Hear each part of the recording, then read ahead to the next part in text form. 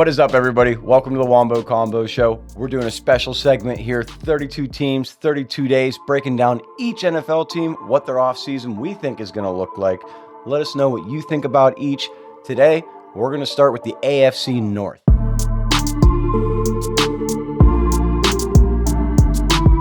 The first team I'm going to be talking about is the Pittsburgh Steelers.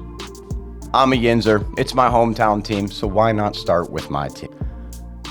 Season, pretty mediocre. If you're a Pittsburgh Steelers fan, you know exactly what I'm talking about. Same thing year over year. Don't love the situation we're in because everything's basically up in limbo at this moment. So I broke it down, took a look at what maybe we can do to rebuild this team, get back into that playoff contention for next year. Starting off, the Steelers ended the season 10-7. Obviously lost to the Ravens in the playoffs, first round. Devastating loss. Offense finished 19th overall. Defense finished 3rd, though. If you look at what the problem may be, it seems like it's the same thing for the Pittsburgh Steelers as it has been since Ben left. There isn't consistency on the offense. I took a look at some things, seen what we could do, seen where we could cut some losses. Let's take a look at that. The Steelers have $53 million in cap space. What they can actually use, that's only 50. They have some dead money. They have some contracts that they'll be paying out prior to June 1st, some bonuses. We're looking at 50 million, dead cap space, only 45K, one of the lowest in the NFL. Let's take a look at what we can do, though, to maybe make the team a little bit better, what free agents we can bring in, realistic free agents, because it is the Pittsburgh Steelers, and we don't hit home runs in free agency. First, I got Dante Jackson. I want to bring Dante Jackson back 2 years, $6 million a year. I think it's pretty good. He played really decent. He had a lot of interceptions. I like the trade. It worked out for the Steelers. At first, everyone was like, dude, we just traded away Deontay Johnson and have no wide receivers. That was a problem. We were a lot better in the pass defense. I like Dante Jackson. I want to bring him back. Next guy, this is the one everyone's talking about. I want to bring back Justin Fields, and I'll tell you what else the Steelers are going to do later as to why we're going to keep Justin Fields. 2 years. I'm going to give him $12 million. $12 million on 2 years for Justin Fields. Kind of more than a prove-it deal. Kind of a you already know what he's got and we want to see you progress kind of deal. I'm going to give him $12 million over 2 years. He's going to be the starting quarterback for the Pittsburgh Steelers going into the 25 season. Next guy I want to make sure the Steelers bring back is Jaylen Warren. I'm going to bring Jaylen Warren back. I'm going to give him $5 million. I'm going to give him a 3-year deal. I'm going to bring him in. He is going to be the set the pace back. We're going to put somebody else with him because we're not bringing back Najee Harris, unfortunately. Najee is getting cut in this situation. Next guy I'm going to bring back, small name, Nate Herbig, brother of Nick Herbig, who was great this year for the Steelers. He's an offensive guard. I'm going to bring him back as depth. I'm bringing back DeMonte Casey. He's a fire defensive backfield. He's a roster guy. He's a locker room guy.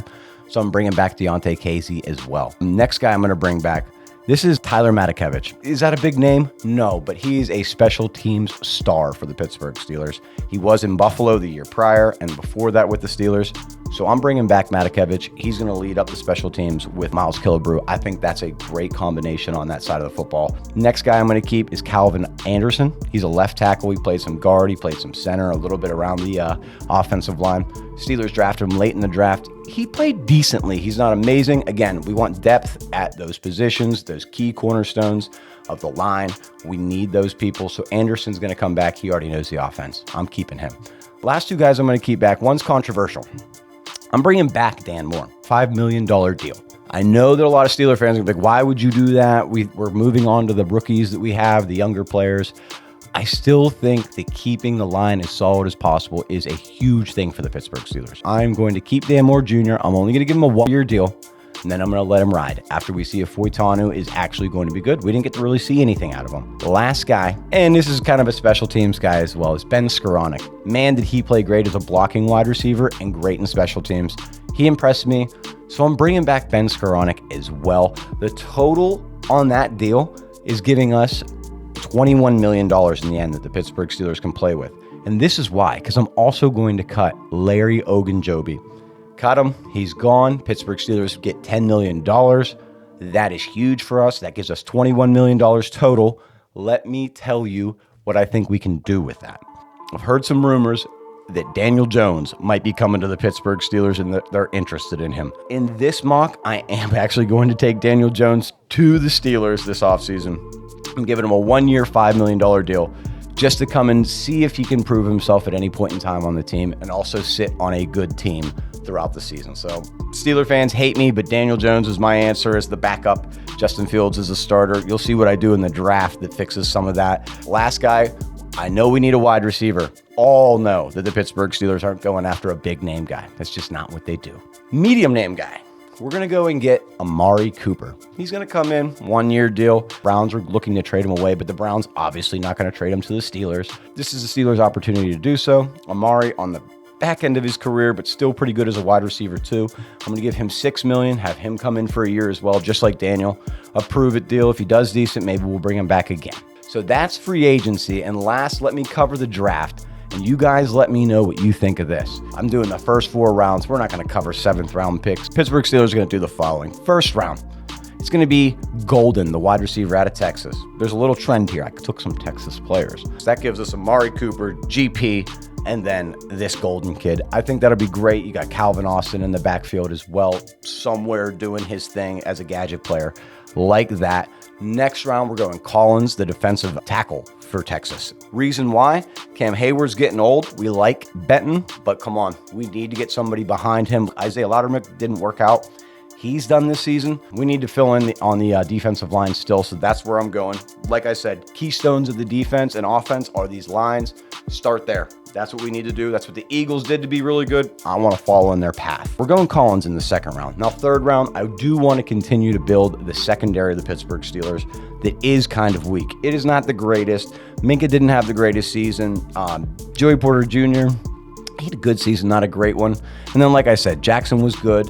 But it could use work. We got Beanie Bishop back there. We're bringing back Hazy, like I said. Next guy we're going to bring in is Thomas, the Florida State cornerback. I like him. I like him as our man guy. I like him in a slot position, taking over for Cam Sutton a little bit, moving Beanie back to safety a little bit. I like that play. I like to have the utility of the ability to put different players in different spots.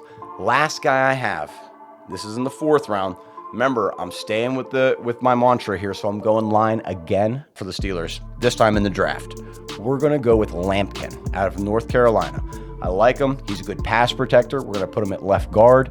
He'll fill in nicely. We're getting rid of Daniels, so we're going to need somebody else there in case of injury because there's always injuries on the offensive line. I'm taking Lampkin. I think he has a lot of potential out of North Carolina. Played really good football in the ACC. That is going to be my 4th round pick. That, guys, leaves the Pittsburgh Steelers with $10 million in free play. Let me know, with that leftover $10 million, what you guys would take and what you would change out of what I gave for my prediction for the Pittsburgh Steelers for 2025. This is day 1 of the 32 of 32.